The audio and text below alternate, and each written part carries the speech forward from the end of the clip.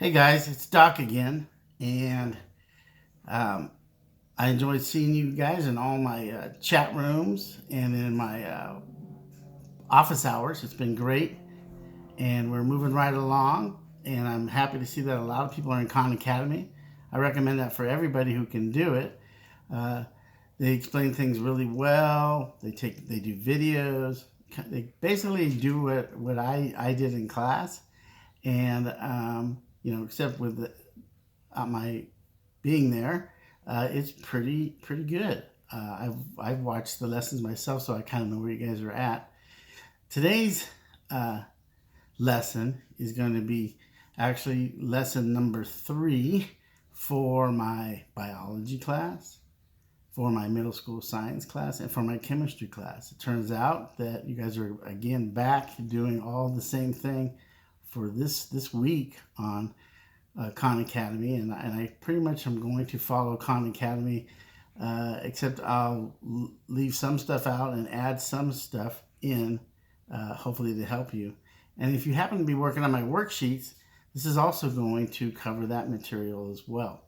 Okay, so I'm trying to keep it all the same and everybody moving at the same pace. It just so happens when you start out in science, everybody's got to learn about atoms. Everybody's got to learn about protons. Everybody's got to learn about electrons. Everybody's got to learn about molecules.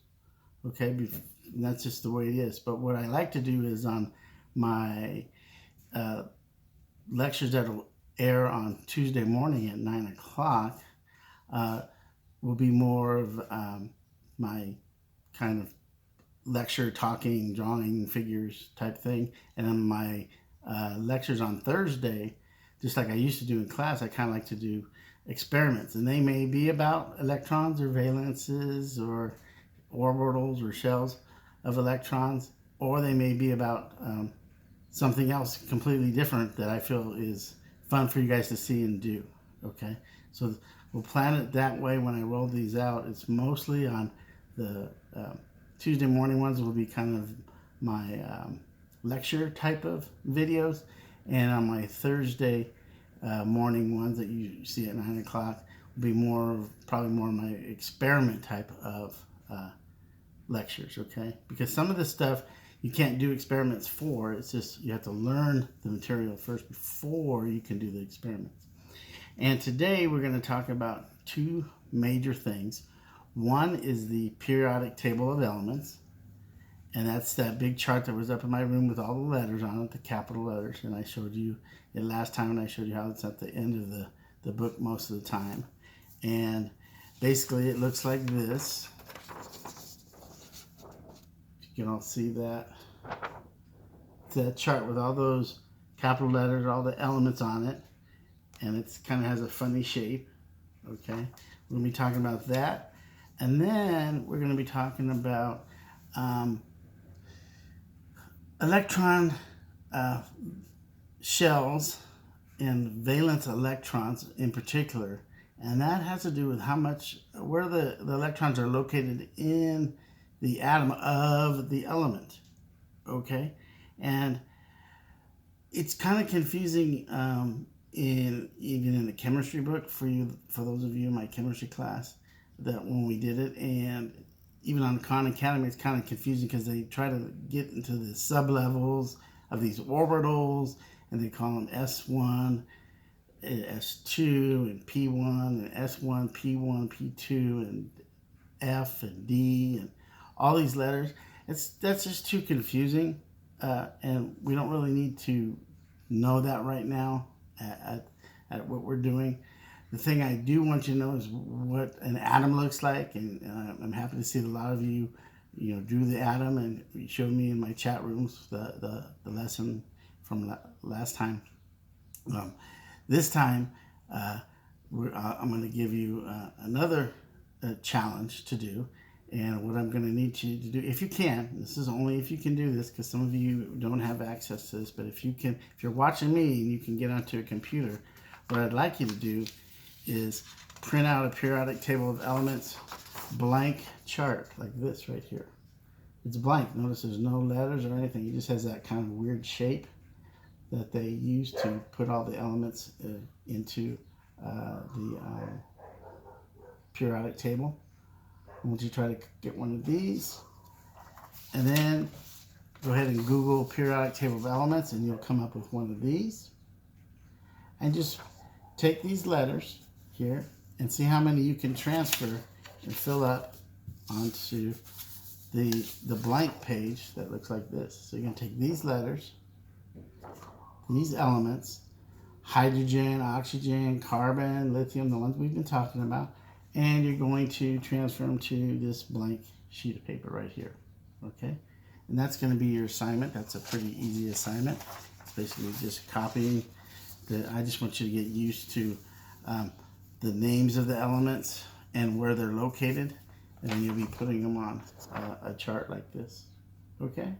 So that's going to be the assignment. I'll get that out of the way first of all, so you guys can be thinking about that as I'm talking about the elements. Now, the thing about the periodic table is, you know, it has all these letters on it, and it's actually divided into rows, which run across the paper.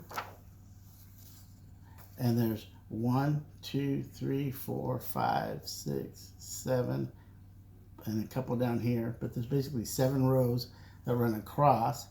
And then there's columns that run down, okay?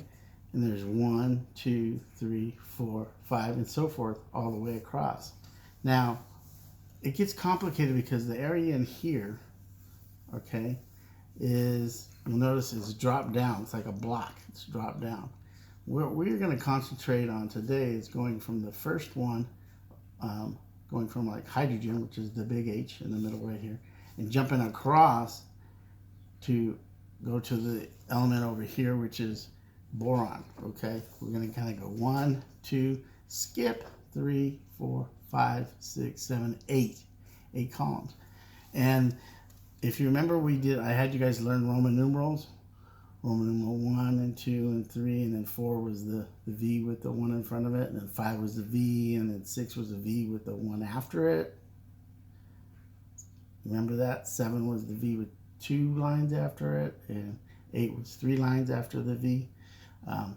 Those are really how they number these when they go 1, 2, 3, 4, 5, 6, 7, 8. But it's okay if you guys just think about numbering it from in regular numbers: 1, 2, 3, 4, 5, 6, 7, 8. And I'll tell you why that comes into play in a second. Okay. So try to get a copy of the periodic table of elements. You can find it in the back of any science book too if you can't get it online. And then if you can print out a blank sheet, that would be nice, and you can try to fill it in. If you can't go online and get a blank sheet, then just study the periodic table in the back of a science book, or on YouTube. You could YouTube and search for periodic table of elements. There's a lot of great videos on there as well. Okay? So that's the periodic table of elements, and I'm going to kind of blow it up to a sheet that looks like this so that you can see the letters a lot better. And the first element I'm going to talk about is lithium. Now, hydrogen's in the upper right. I'm sorry, the upper left corner, and helium is in the upper right corner as you guys are looking at a periodic table. But these are special elements because they only have, this one only has 1 electron. It's in row 1. This one has 2 electrons. It's all the way over on the other side. Okay, it has 2 electrons.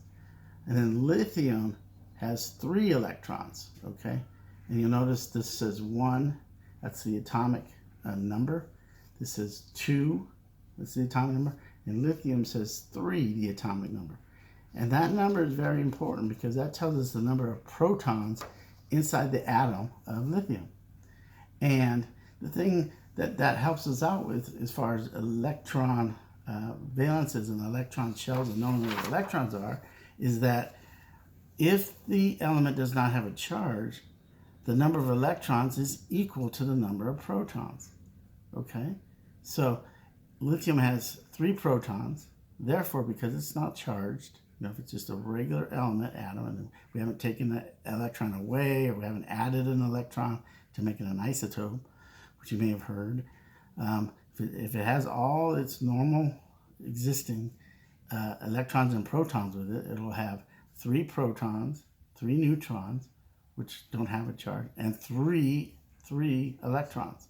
Okay, and where are those electrons floating about? Well, if you remember when I had you guys draw the kind of the bullseye looking thing, and I had you put the protons and neutrons in the center, and the electrons were, the one electron was floating about on the outside. Well, that's what happens in all the elements. They all kind of look like this, okay? Especially the first 20, which is the ones that I'm most concerned about, is the first 20, okay? So we have the nucleus in the center here with 3 protons, because we know that's the atomic number. But where are the electrons? Well, the electrons end up being on the outside of the circle. And there's a circle right here that can hold 2 electrons, only 2. Then there's another circle that can hold 8, and another one that can hold 8 electrons. Okay, those are the electron shells, and that's where the valence electrons are located. Okay, so by the time I'm done with this little exercise right here, I'll be showing you about 3 different ways to represent the element lithium with respect to its protons, neutrons, and electrons. Okay, so what I've done is I know it's kind of hard to see back here on my whiteboard, but it has 3 electrons. So I put two electrons on the first shell. That's all it can hold. It's full now. It can't hold anymore because it's so close to the center of the nucleus. But the next one can hold 8. I could put 8 up here. But lithium, we know, only has 3 electrons, right? Because it has 3 protons, and the electrons equal the number of protons, so it only has 1 more to do right here. Okay, so that's what it would look like. And what we call a valence electron is all the electrons in the outermost shell that is full. Okay, so here we go right here. This one's full completely. So the next one is the valence electron shell, and it's not full. It only has 1. It could be full. It could have 8 if it was an element that had that many electrons. But in particular for lithium, it only has 1 more than the 2 that are in the first shell. So that's how you would draw it. That's how you would draw a lithium ion. And it doesn't have to be exactly like that, but it'll look something like this. So we have lithium in the center. Okay. The first shell in the bullseye has 1, 2, and the next shell has 1. Okay. So hopefully that's not too confusing. I remember when I was in high school, this was confusing. That's why I'm trying to take it slow, and we'll probably repeat it. And if you're not getting it, don't worry about it, guys. This is just to expose you to this. This is what they're covering in Khan Academy. This is what kind of helps us when we talk about making molecules. And in my chemistry class, when we get further and deeper into it, towards the the next 5, 6, 7, 8 videos or so, whatever it takes until we're back in school, you will understand how this is important when we talk about bonds. And if you remember last week's lesson when I made the molecules, the toothpicks were the bonds. That's what I'm talking about. Okay, and so that's lithium. That's one way to do it. Another way to do it is just by looking on the periodic table, and you see lithium is Li, okay, and sometimes they'll just put a number over it. They'll just put the atomic number over it, which is 3 up there. So that's all they'll do, is just put a 3 above it. And what does that mean? That means it has 3 protons, and then you can deduce from that it has 3 electrons. Another thing they do is called a Lewis dot diagram, and that's what some of my worksheets that I sent home with cover, and that's what they cover in Khan Academy a little bit. And what that is the number of electrons that's in the outermost shell, which is this one right here. The outermost shell that has something in it is just 1. So they just draw an Li with a little dot right above it. That's it. So what you can do, we're going to practice this a little bit real quick, is draw a bullseye on a piece of paper. It's like this. You just need to put 3 rings around the black, what I call the proton or the nucleus in the protons and neutrons, actually, the nucleus in the center. Just draw around it like that. All right. And what I'm going to do is I'm going to draw where the first electron would go. So if I had an element that just had 1 electron, which happens to be hydrogen, because it says number 1, it would look like this. We just have 1 right there. Okay? Now, if we went to helium, which is number 2, and has 2 electrons there, we would draw 2 electrons on our bullseye. Okay? Now, if we had lithium, which has 3, we would draw 3 electrons. We'd have to go to the next shell. Notice that the first shell only can have 2. So we go to the next shell. All right? Now, obviously, there's a lot more than just those 3. You could have carbon, you could have oxygen, with nitrogen. So let's pick one. Which one do you want to pick? Let's pick carbon. Carbon is a common one that everybody likes to pick. And carbon's atomic number is 6. Well, how do I know that? I look at my periodic table and I find carbon, and right above it is the number, if you can see it there, the number 6. So if it has 6 protons, how many electrons does it have? Well, it should have 6 electrons. So let's take our bullseye and draw 6 electrons. I've got 3 here, so let's draw number 4. Number 4, remember, we got to go to that second shell. There's number 4. Then we do number 5. And you kind of do them in an order around, kind of clockwise. There's number 5. Okay. And then here's number 6. There's number 6 right there. Okay. So now I've got a proton and neutrons in the middle of the nucleus, and I've got these 6 electrons floating around in a cloud, orbiting just like the Earth orbits the sun, or the planets orbit the sun. And I have these electrons going around and around the neutron. Okay.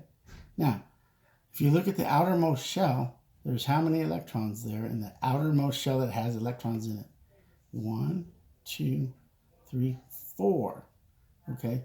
So if I was going to do the Lewis dot diagram for, remember this is carbon, it would look like this.